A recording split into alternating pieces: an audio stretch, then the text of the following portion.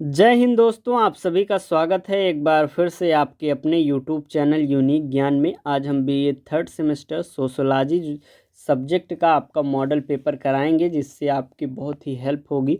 Model paper solve करने से, model paper देखने से क्या होता है कि हमें पता चल जाता है कि कौन से टॉपिक्स हमें पूछे जा रहे हैं प्रश्न। साथ ही साथ आपको पेपर से सीधे सीधे प्रश्न देखने को मिलते हैं। हमने अभी जो पेपर सॉल्व कराया उसमें आपको दिखाया क्वेश्चंस, एक ही पेपर में एक क्वेश्चन दो दो बार घुमा कर पूछे जा रहे हैं। और अलग अलग यूनिवर्सिटी के जो हमने सॉल्व कराया उसमें दिखाया कि एक यूनिवर्सिटी के लगभग प्रश्न दूसरे यूनिवर्सिटी के लगभग प्रश्नों से मिल रहे हैं।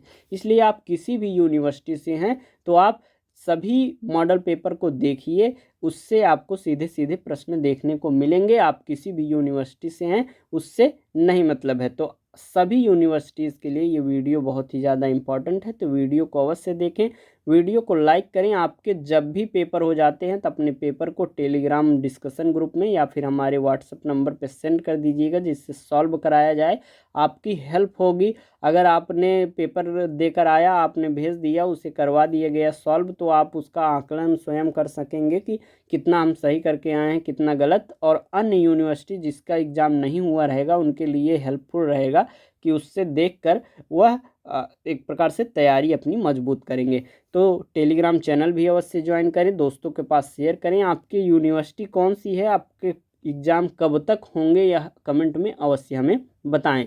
तो चलिए देखते हैं हमारा सोशोलॉजी, जो कि हमारा पेपर है social change and social movements, इसका हम अच्छे से देखेंगे कि क्या क्या प्रश्न आए हुए हैं और बहुत ही अच्छे तरीके से ध्यान से सुनकर तैयारी करेंगे। देखते हैं हमारा पहला प्रश्न कौन सा है। पहला प्रश्न हमारा है, जैविकी उद्विकास की अवधारणा के साथ किसका संबंध है। तो इससे किसका संबंध है, डार्विन महोदय का संबंध है। किससे, जैविकी उद्विकास की अवधारणा के साथ।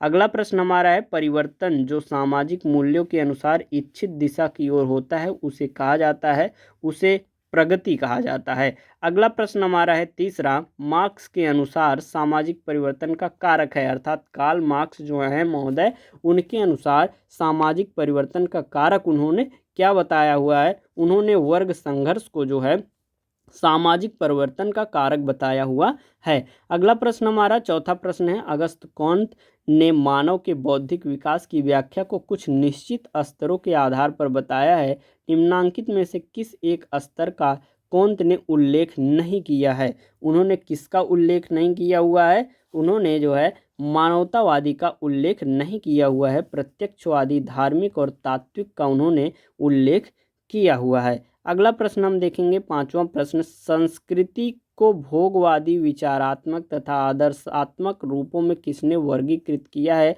उसको किया है सोरोकिन महोदय ने। अगला प्रश्न हमारा है छठा प्रश्न, social change in modern India पुस्तक के लेखक कौन है।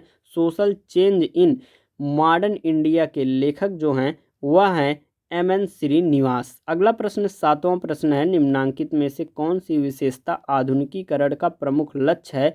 तो इसकी कौन सी विशेषता है जो आधुनिकीकरण की प्रमुख लक्षण है, वह है तार्किकता। अगला प्रश्न आठवां प्रश्न है हमारा, मॉडर्नाइजेशन ऑफ इंडियन ट्रेडिशन के लेखक कौन है। मॉडर्नाइजेशन ऑफ इंडियन ट्रेडिशन के लेखक जो हैं वो हैं योगेंद्र सिंह। अगला प्रश्न हमारा है नौवां प्रश्न, सामाजिक आंदोलन के सिद्धांतों में से कौन सा एक सिद्धांत नए आंदोलनों की प्रकृति और कारणों को स्पष्ट करने से संबंधित है, वह है संरचनात्मक सिद्धांत। अगला प्रश्न हमारा है दसवां, जो आंदोलन परंपरागत जीवन प्रणाली के सभी महत्वपूर्ण पक्षों में परिवर्तन लाने के लिए अहिंसक ढंग से किए जाते हैं उन्हें कहा जाता है, उन्हें रूपांतकारी आंदोलन कहा जाता है। अगला प्रश्न है हमारा 11वां प्रश्न, स्वतंत्रता के बाद पश्चिम बंगाल के किसानों द्वारा निम्नांकित में से किस आंदोलन के द्वारा अपने विरोध को अभिव्यक्त किया गया। तो यह जो है तेभगा आंदोलन द्वारा किया गया। अगला प्रश्न हमारा है 12वां प्रश्न, पुनरुद्धार आंदोलन की अवधारणा सर्वप्रथम किसके द्वारा प्रस्तुत की गई थी। तो यह जो है एंथोनी वेलेस के द्वारा प्रस्तुत की गई थी। अगला प्रश्न 13वां प्रश्न है, जिस आंदोलन का उद्देश्य विद्यमान व्यवस्था में आमूल परिवर्तन लाना होता है उसे कहा जाता है, उसे क्रांतिकारी आंदोलन कहा जाता है। 14वां प्रश्न है किसानों के खेड़ा आंदोलन का संबंध भारत के किस राज्य से है? तो वह है गुजरात से संबंधित कौन सा है? खेड़ा आंदोलन हमारा किसानों का। 15वां प्रश्न है हमारा महिलाओं की दशा में सुधार करने के लिए भारत में एक संस्थात्मक सुधार आंदोलन किस शताब्दी में हुआ? संस्थात्मक सुधार आंदोलन जो है 19वीं शताब्दी में हुआ था। अगला प्रश्न हम देखेंगे 16वां प्रश्न, भारत में 1970 के दशक में महिलाओं द्वारा निम्नांकित में से किस एक का नेतृत्व किया गया? भारत में जो है 1970 के दशक में महिलाओं द्वारा निम्नांकित में से किस एक का नेतृत्व किया गया, अर्थात किस आंदोलन का नेतृत्व महिलाओं द्वारा 1970 के दशक में किया गया था? वो था नारी मुक्ति आंदोलन। अगला प्रश्न 17वां प्रश्न है लड़कियों को शिक्षा देने वाली भारत की प्रथम महिला शिक्षिका कौन थी? तो वह थी सावित्रीबाई फूले। अगला प्रश्न है 18वां प्रश्न, निम्नांकित में से कौन एक महिला आंदोलन का मुख्य उद्देश्य है? महिला आंदोलन का मुख्य उद्देश्य कौन सा है? लैंगिक भेदभाव का उन्मूलन। अगला प्रश्न हमारा 19वां है महिलाओं को स्वयं सहायता समूह में संगठित करके उन्हें स्वरोजगार के लिए आर्थिक सहायता देने वाली योजना का नाम क्या है? स्वयं सिद्धा योजना।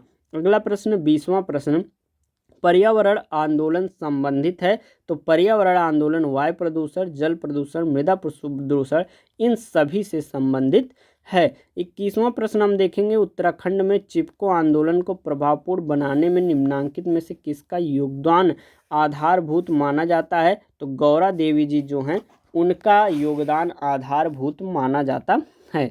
अगला प्रश्न हमारा 22वां प्रश्न है भारत में स्वतंत्रता से पूर्व जोधपुर रियासत में वृक्षों की रक्षा के लिए किसने चिपको आंदोलन की शुरुआत की थी? तो चिपको आंदोलन की शुरुआत जो है अमृताबाई जी ने की थी। अगला प्रश्न 23वां प्रश्न है निम्नांकित में से किसे नर्मदा बचाओ आंदोलन के प्रणेता के रूप में मान्यता दी जाती है? तो मेधा पाटेकर को जो है मान्यता दी जाती है। अगला प्रश्न 24वां, किस दिन विश्व पर्यावरण दिवस मनाया जाता है? तो विश्व पर्यावरण दिवस जो है वह 5 जून को मनाया जाता है। अगला प्रश्न 25वां प्रश्न है भारत में किस वर्ष को महिला सशक्तिकरण वर्ष घोषित किया गया? वह था 2001 जो वर्ष है उसे महिला सशक्तिकरण वर्ष घोषित किया गया था। अगला प्रश्न 26वां है निम्नांकित में से कौन सी विशेषता सामाजिक आंदोलन का अनिवार्य आधार है? तो वह है वैचारिकी जो है वह सामाजिक आंदोलन का अनिवार्य आधार है। अगला प्रश्न है 27वां, कौन सी एक दशा भारत में सामाजिक आंदोलनों का प्रमुख परिणाम है? वह है दुर्बल वर्गों में नेतृत्व का विकास। अगला प्रश्न 28वां है सामाजिक आंदोलन क्या है? एक प्रक्रिया है। अगला प्रश्न 29 नंबर, दलितों के उत्थान के लिए डॉक्टर BR अम्बेडकर ने अपना कार्य किस प्रदेश से प्रारंभ किया था? तो उन्होंने प्रारंभ किया था हमारा लास्ट ऑप्शन जो होगा महाराष्ट्र से किया हुआ था। अगला प्रश्न हमारा है किसने जनजातियों को परिस्थिति में सुधार लाने के लिए आंदोलन का नेतृत्व किया था? ठक्कर बप्पा जी ने किया हुआ था। 31 नंबर प्रश्न है निम्नलिखित में से कौन सा परिवर्तन सामाजिक आंदोलन का परिणाम नहीं है? तो इस्लाम का विस्तार जो है वह सामाजिक आंदोलन का परिणाम नहीं है। दुर्बल वर्गों की परिस्थिति में सुधार, नमामि गंगे परियोजना, क्षेत्रीय असमानताओं में कमी जो है यह सभी सामाजिक आंदोलन का परिणाम हैं। अगला प्रश्न है 32 नंबर, मार्क्सवादी दृष्टिकोण के अनुसार सामाजिक आंदोलन का स्रोत क्या है? तो वह है वर्ग संघर्ष। अगला प्रश्न है 33 नंबर, सामाजिक आंदोलन की मार्क्सवादी व्यवस्था आंदोलन के किस प्रकार से संबंधित है? सामाजिक आंदोलन की जो मार्क्सवादी व्यवस्था आंदोलन है वह आर्थिक आंदोलन से संबंधित है। अगला प्रश्न हमारा है 34 नंबर, किसने तुलनात्मक अभाव बोध के आधार पर सामाजिक आंदोलन की विवेचना की हुई थी? तो रॉबर्ट मर्टन ने की हुई थी। अगला प्रश्न है 35 नंबर, किस लेखक ने संघर्ष को सामाजिक व्यवस्था के लिए उपयोगी माना है?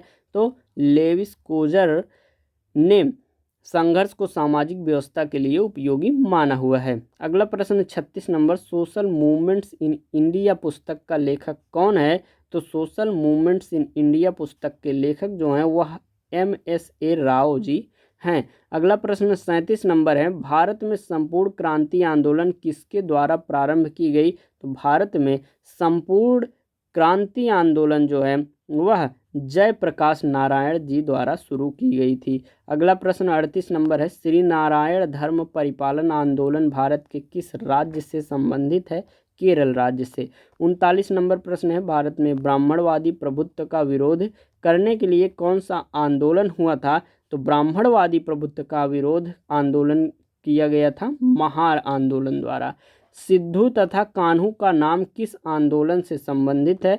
वह है संथाल आंदोलन से संबंधित है। अगला प्रश्न हम देखेंगे, हमारा 41 नंबर प्रश्न क्या है। उससे पहले आप वीडियो को लाइक कर दीजिए, अपने दोस्तों के पास शेयर कीजिए, जिससे उनको भी वीडियो की लाभ मिल सके और अच्छे से वह अपनी तैयारी कर सकें। वीडियो को लाइक अवश्य किया करिए।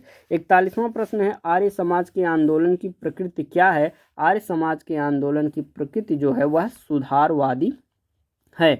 अगला प्रश्न 42वां है, ताना भगत आंदोलन किस तरह के आंदोलन का उदाहरण है? तो वह पुनरुद्धार तरह का आंदोलन का उदाहरण है, अर्थात रिवाइवल की तरह। अगला प्रश्न 43 नंबर, जिस आंदोलन का उद्देश्य विद्यमान व्यवस्था में आमूल परिवर्तन लाना होता है उसे क्या कहा जाता है? उसे क्रांतिकारी आंदोलन कहा जाता है। देखिए ये क्वेश्चन रिपीट हुआ है इसी एक पेपर में ही। अगला प्रश्न हम देखेंगे, इसी प्रकार आपके पेपर में भी कुछ न कुछ प्रश्न जो है रिपीट मिलेंगे, बस ध्यान से आपको क्वेश्चंस को पढ़ना है, ऑप्शंस को देखना है। अगला प्रश्न है 44 नंबर, भारत में निम्नांकित में से कौन सी एक दशा कृषक आंदोलनों का कारण नहीं रही है? वह है ग्रामीण बेरोजगारी, जमींदारों द्वारा शोषण, किसानों में जागरूकता, राजनीतिक दलों में निहित स्वार्थ। ये सभी दशाएं जो है कृषि आंदोलनों का कारण रही हैं। 45वां प्रश्न है हमारा, निम्नलिखित में से कौन बिश्नोई आंदोलन से जुड़ा था? तो बिश्नोई आंदोलन से अमृता देवी जुड़ी थी। इन्होंने एक पेड़ बचाने के लिए जो आंदोलन किया था, एक पेड़ बचाने के लिए उनके 3 बेटों की जो 3 बच्चे थे उनका सर काट दिया गया था, उनके पति का सर काट दिया गया था और साथ ही 363 लोगों का सर काट दिया गया था। आप बिश्नोई शब्द जो है, बिश्नोई बहुत ही इस समय सुन रहे होंगे बिश्नोई के बारे में, एक प्रकार से यूट्यूब, इंस्टाग्राम और हर जगह, फेसबुक, हर जगह हाँ बिश्नोई आपको सुनने को मिल रहा होगा। तो जो बिश्नोई समाज के लोग थे, एक पेड़ को बचाने के लिए 363 लोग और ये स्वयं अमृता देवी, 3 बच्चे और एक इनके पति जो थे, इतने लोगों का सर काट दिया गया था। अगला प्रश्न है 46 नंबर, भारत में पहली सूती मिल की स्थापना कब हुई थी? भारत में पहली सूती मिल की स्थापना 1854 में हुई थी।